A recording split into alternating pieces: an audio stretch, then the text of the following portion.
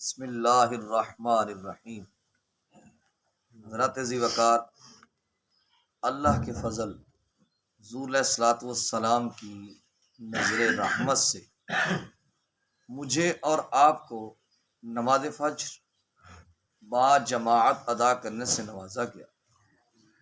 اللہ کریم ہم سب کی حاضری کو درجہ قبولیت عطا فرمائے۔ آقا دو عالم صلی اللہ علیہ وسلم کے ادب کے متعلق ہماری گفتگو جاری ہے۔ کل تک ہم نے جتنی بات کی اس کا تعلق آقا علیہ الصلوۃ والسلام کی ظاہری زندگی کے ساتھ تھا کہ صحابہ کرام رضوان اللہ تعالی علیہم اجمعین نے کس طرح حضور کا ادب فرمایا۔ کیا آقا دو عالم صلی اللہ علیہ وسلم کے ظاہری وصال کے بعد بھی حضور کا ادب ہم پہ فرض ہے؟ جی ہاں، حضور صلی اللہ علیہ وسلم کا ادب ہم پہ ہر حال میں فرض۔ حضرت فاروق اعظم رضی اللہ تعالی عنہ نے دو شخصوں کو دیکھا کہ وہ مسجد نبوی شریف صلی اللہ علیہ وسلم میں اونچی آواز میں باتیں کر رہے ہیں۔ آقا دو عالم صلی اللہ علیہ وسلم اپنے مزار پر ارواح میں تشریف فرمائے، آرام فرمائے۔ حضرت عمر نے ان کی طرف ایک کنکر پھینکا اور اشارے سے فرمایا کہ تمہیں خیال نہیں ہے، ایک تو اللہ کا گھر ہے، دوسرا رسول اللہ کے پاس اتنی بلند آواز میں باتیں کر رہے ہو، تمہیں ادب مصطفیٰ نہیں ہے؟ تو اس چیز سے بھی پتہ چلتا ہے کہ آقا دو عالم صلی اللہ علیہ وسلم کا ادب ہم پہ ہر حال میں فرض ہے۔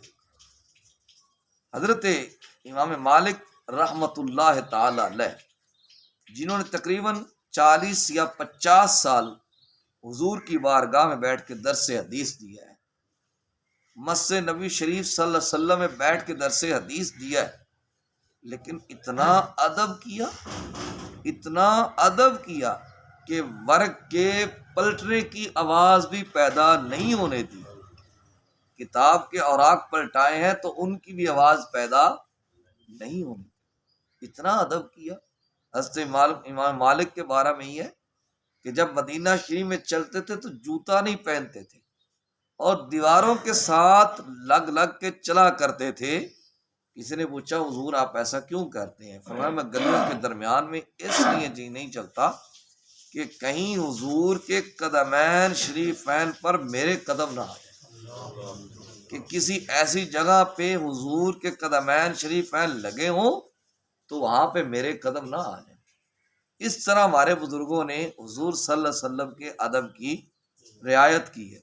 حضرت امام بخاری رحمۃ اللہ علیہ کو دیکھ رہے ہیں کہ حضور کے فرمان کا کتنا ادب کیا ہے۔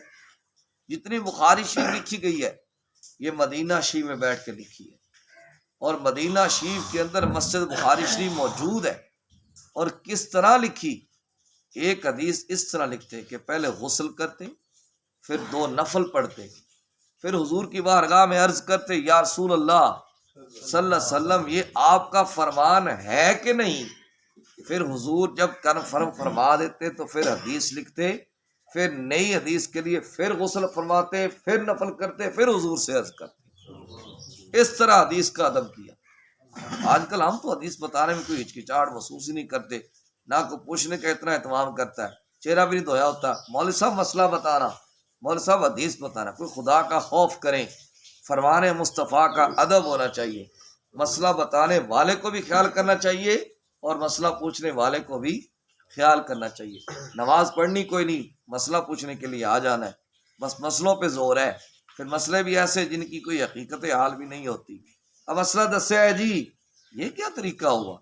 دین کی بات پوچھنی ہے تو پورے اہتمام کے ساتھ پوچھیں نا، پورے انتظام و انصرام کے ساتھ پوچھیں۔ ہمارے بزرگوں نے ہر چیز جو آقا دو عالم صلی اللہ علیہ وسلم کے ساتھ منسوب ہو گئی ہے اس کے ادب کی رعایت کی ہے۔ حضرت سلطان محمود غزنوی رحمۃ اللہ تعالی علیہ، ان کے ایک خادم تھے ایاز، جو کہ مشہور ہیں، اور ان کے بیٹے کا نام تھا محمد۔ ایاز کے بیٹے کا نام کیا تھا؟ محمد۔ تو جب بھی صلی اللہ علیہ وسلم نہیں، صرف حضور کے نام کے ساتھ صلی اللہ علیہ وسلم ہے اور کسی کا نام ہو تو اس کے ساتھ صلی اللہ علیہ وسلم نہیں ہے۔ تو ایاز کے بیٹے کا نام کیا تھا؟ محمد۔ تو جب بھی محمود پکارتا محمد کہہ کے پکارتا۔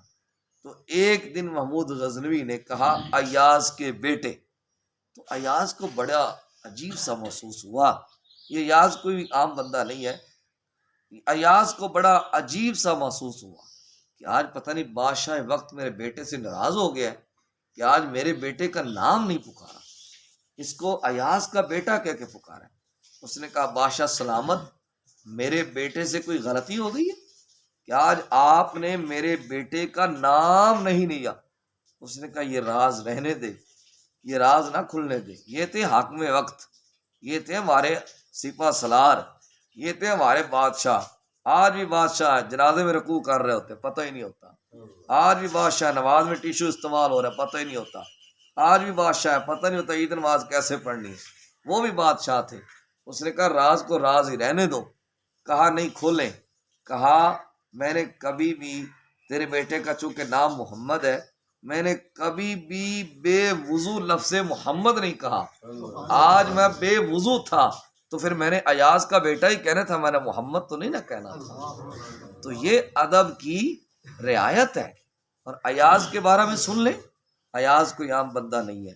سلطان محمود غزنوی رحمت اللہ تعالی علیہ، آپ نے اپنی کچہری میں کہا بھائی کوئی بندہ ہے جو مجھے خضر علیہ السلام کی زیارت کروائے؟ ایک بندہ غریب تھا، اس نے کہا جناب میں کرواؤں گا۔ اس نے کہا مجھے زیادہ چلے لگانے کی ضرورت نہیں ہے۔ اس نے کہا میں آپ کی جگہ پہ چلے لگاؤں گا، مجھے 6 مہینے وظیفہ پڑھنا ہے، آپ میرے گھر میں 6 مہینے کا خرچ پہنچا دیں۔ اس نے وزیروں کو حکم دیا کہ اس کے گھر میں 6 مہینوں کا خرچ پہنچا دو۔ 6 مہینوں کا خرچ پہنچ گیا۔ اس نے کیا پڑھنا تھا، غریب آدمی تھا، اس نے کہا چلو جی روٹی تو مل گئی ہے نا، بادشاہ کی دیکھی جائے گی زیارت ہوگی یا نہیں ہوگی، وہ بعد کے معاملات ہیں۔ جب 6 ماہ گزر گئے، اس نے کہا او میں تو وظیفہ غلط پڑھ بیٹھا ہوں، زبر کی بجائے زیر پڑھ بیٹھا ہوں، تو لہذا 6 مہینے اور لگیں گے۔ اس نے علماء سے مشورہ کیا، کہا جی ایسا ہو جاتا ہے، وظیفے میں رد و بدل ہو جاتا ہے، تو صحیح کہہ رہا ہے۔ اس نے کہا چلو 6 ماہ کا خرچ اور پہنچا دو۔ وہ اس نے کیا پڑھنا تھا، غریب آدمی تھا، وہ صبح کو بھی کھانا کھاتا، شام کو بھی کھانا کھاتا، سکون سے آرام کرتا رہا۔ جب سال گزر گیا تو اس نے کہا جی کروائے زیارت۔ اس نے کہا بادشاہ سلامت کہاں سے زیارت کرواؤں، میری کیا اوقات ہے، میں تو روٹی سے تنگ تھا، تو اس سے روٹی میں نے کھا لی ہے، ابھی اور بھی خرچ پڑا ہوا ہے، اب میں تیرا مجرم ہوں، جو تو نے سزا دینی ہے مجھے دے لے۔ اب اس نے پہلے وزیر سے مشورہ کیا کہ اس کو کیا کیا جائے۔ اس نے کہا جناب اس کو نا فوری قتل کیا جائے، فوری اس کو قتل کیا جائے۔ تو ایک سامنے بابا بیٹھا ہوا تھا، اس نے کہا یہ صحیح کہہ رہا ہے۔ اچھا دوسرے سے پوچھا، اس نے کہا جناب اس کو قتل نہ کیا جائے، اس کو پہلے نہ کتوں کے سامنے ڈالا جائے تاکہ کتے اس کو نوچیں، اس نے تیرا نقصان کیا۔ اب اس نے کہا یہ بھی صحیح کہتا ہے۔ پھر ایاز سے پوچھا کہ اس کے ساتھ کیا کیا جائے۔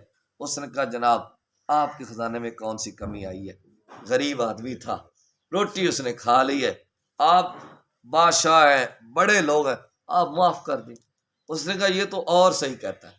اس نے کہا پہلے بابے کو قریب کریں، یہ ہر بات کی صحیح کہہ رہا ہے۔ اس نے کہا جی پہلے نے کیسے صحیح کہا کہ اس کو قتل کر دیا جائے؟ اس نے کہا جناب یہ جو پہلا ہے نا، یہ اصل میں تو نے اس کو وزیر تو بنا لیا ہے، یہ ہے کسائی، اور ان کا کام یہ ہے کاٹ دینا، کیما کر دینا، تو اس نے اپنی فطرت کے مطابق ہی بات کرنی ہے۔ تو جب بندہ بات کرتا ہے نا تو بندہ اپنے ظرف کے مطابق بات کرتا ہے، یہ بھی ذہن میں رکھا کرے۔ پھر اس نے کہا اچھا یہ جو جس نے کہا کہ اس کو کتوں کے آگے ڈال دو، اس نے کہا وزیر تو نے صرف اس کو بنا لی ہے نا، ابھی بھی اس کے گھر میں جا کے دیکھ کتے کھڑے ہوئے ہیں، تو ان کا کام ہے کتے پالنا، کتوں کی وہاں پہ نمائش کرنا، ان کے کھانے کا خیال کرنا، تو اس نے وہی بات کرنی تھی۔ اچھا یہ بات بھی سمجھ آ گئی۔ اس نے کہا یہ ایاز، اس نے کہا یہ سید ہے، یہ کیا ہے، سید ہے، اور سیدوں نے اپنے 72 کنبہ سارا قربان کر دیا لیکن معاف کر دیا۔ وہ سلطان محمود غزنوی کے پاؤں سے زمین نکل گئی۔ اس نے کہا یاز تو نے مجھے بتایا ہی نہیں ہے، میں حضور کے سامنے کل کیا جواب دوں گا؟ حضور مجھ سے پوچھیں گے تو میرے بیٹے سے اپنی خدمت کرواتا رہے، میری آل سے اپنی خدمت کرواتا رہے، میں کیا جواب دوں گا؟ ایاز نے کہا بادشاہ سلامت سن، اس نے میرا راز کھولا ہے تو میں پھر اس کا راز کھولوں گا۔ یہی خضر علیہ السلام ہے، یہی خضر علیہ السلام ہے جو تیرے ساتھ باتیں کر رہے ہیں۔ تو ان کی کچہریوں میں نبی آ کے بیٹھا کرتے تھے، جنہوں نے حضور کے ادب کی رعایت کی ہے ان کی کچہریوں میں نبی آ کے بیٹھا کرتے تھے، اور یہی ہمارے اسلاف تھے، یہی ہمارے اکابر تھے۔ اللہ پاک سے التجا ہے، اللہ پاک مجھے اور آپ کو ہر جگہ پہ ادب مصطفیٰ جان رحمت صلی اللہ علیہ وسلم کی رعایت کرنے کی توفیق عطا فرمائے۔ صلی اللہ تعالی علی حبیبہ الاعلی سید الانبیاء محمد وعلی آلہ واصحابہ اجمعین برحمتک یا ارحم الراحمین۔